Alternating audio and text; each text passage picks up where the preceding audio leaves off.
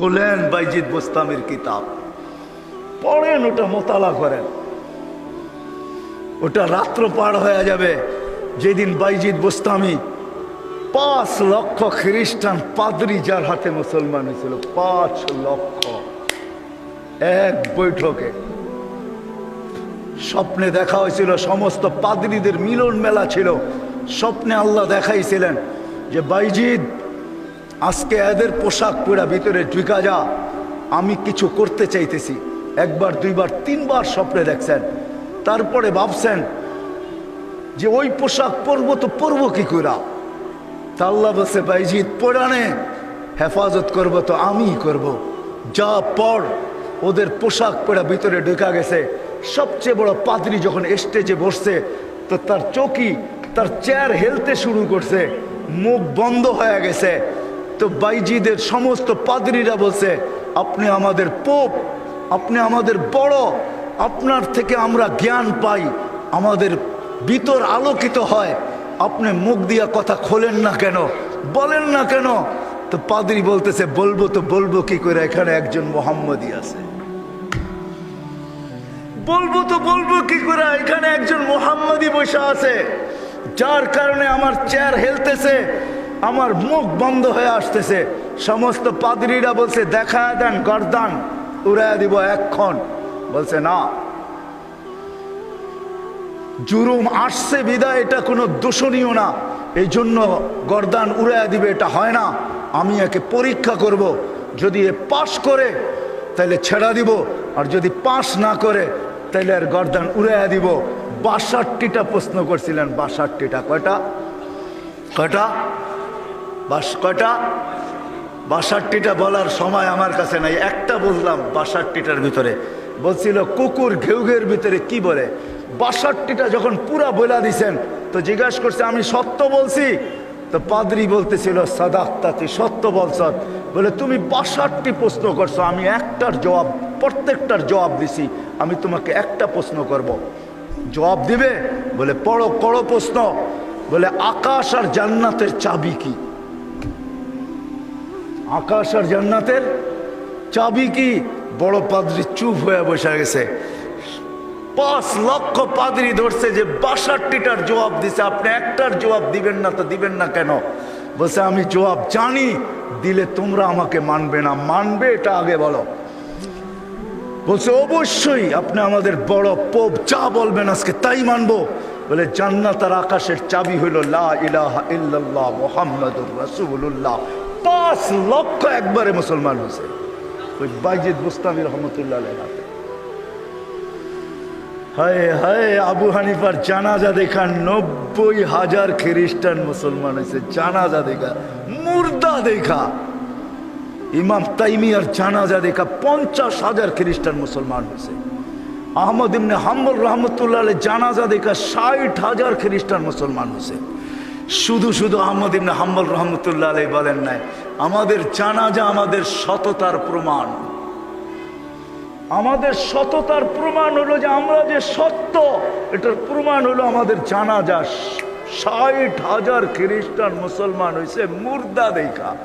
জিন্দা অবস্থায় কতটি হয়েছে আল্লাহ জানে। তো যেটা আমি বুঝাইতেছিলাম ওইখানে আছে কুকুর কি বলে বলো। প্রথম শুরু করছে 1 বলো যেটার 2 নাই, 2 বলো যেটার 3 নাই, 3 বলো যেটার 4 নাই, 4 বলো যেটার 5 নাই, 5 বলো যেটা 6 নাই, 6 বলো যেটা 7 নাই। এরকম 62টা প্রশ্ন করছেন। 62টা প্রশ্নের জবাব দিছেন বাইজিদ বুস্তামি রহমতুল্লাহ আলাইহি। আর বাইজিদ এমনি হয় নাই। ওনার আব্বা ছিলেন না। কাহিনী আমি অন্যদিকে চলে যাব। আমরা তো ছেলে পেলেকে বানাইতে চাই না, মাও আজকে বানাইতে চায় না, বাপও বানাইতে চায় না। আমরা বানাইতে চাই দুনিয়ার এডুকেটেড। রাগ হয় না, পায়ে হাত পড়ি। আপনি সাধারণ শিক্ষায় শিক্ষিত করতে চান, ঠিক না? জেনারেল শিক্ষার মানে কি? ডিকশনারিতে কি লেখা আছে জেনারেলের অর্থ বলো? যারা কলেজে পড়ছেন, স্কুলে পড়ছেন, বলেন জেনারেলের অর্থ কি?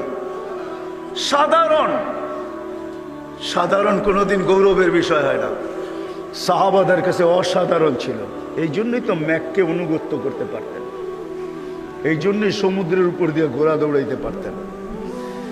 এই জন্যই তার বিহীন প্রযুক্তিবিহীন 3000 কিলোমিটার দূরে কথা বলতে পারতেন, পাহাড় দেখাইতে পারতেন। সারিয়াতাল জাবাল, অসাধারণ বিদ্যা, এরা বিদ্বান ছিল।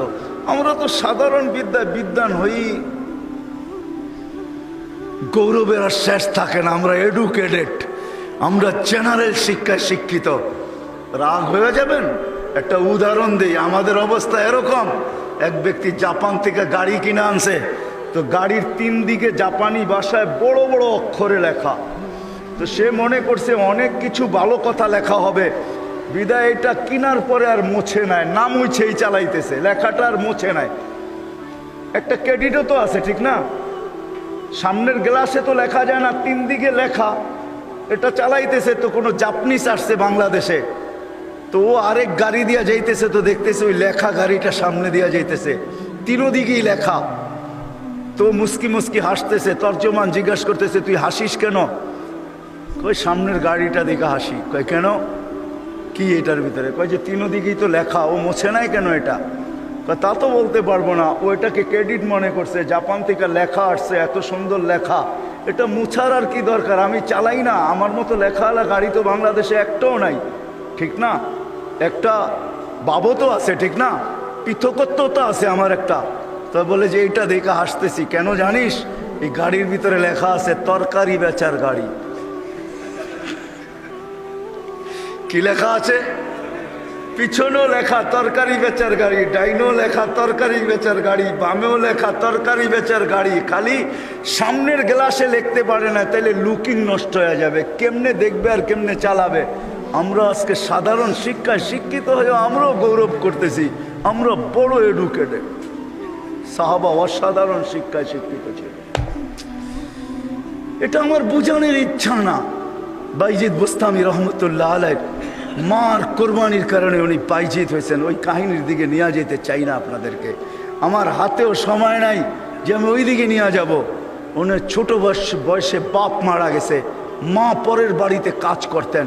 2 দিন পরে ভাবছেন, আমি যদি এইভাবে ছেলেটাকে কোথাও না দিতে পারি তাইলে আমার ছেলেটা হারায়া যাবে। আমি তো মা পরের বাড়িতে কাজ করি। খুঁজতে খুঁজতে এক আল্লাহওয়ালার সন্ধান পাইছেন। মানুষ বলছে ওই আলেম ওইখানে আছে, আল্লাহওয়ালা ও আলেমও যদি তোমার ছেলেটাকে নেয় বা তুমি যদি দিয়ে আসতে পারো, তাইলে হয়তো তোমার ছেলে মানুষ হয়ে বাহির হবে।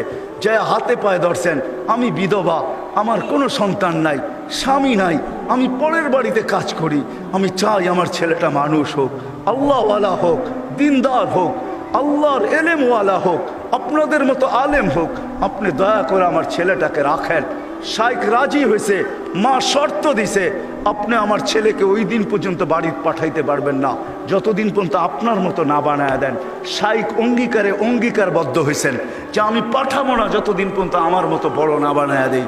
2-4 দিন পরে মাস গেছে, 2-4 মাস পরে বাইজিদ কাঁদতে শুরু করছে যে সবার বাবা আসে, মা আসে, আমার মা তো পরের বাড়িতে কাজ করে, আমার মা তো আসে না। ও শাইখ আমাকে একটু মাকে দেখতে দেন না।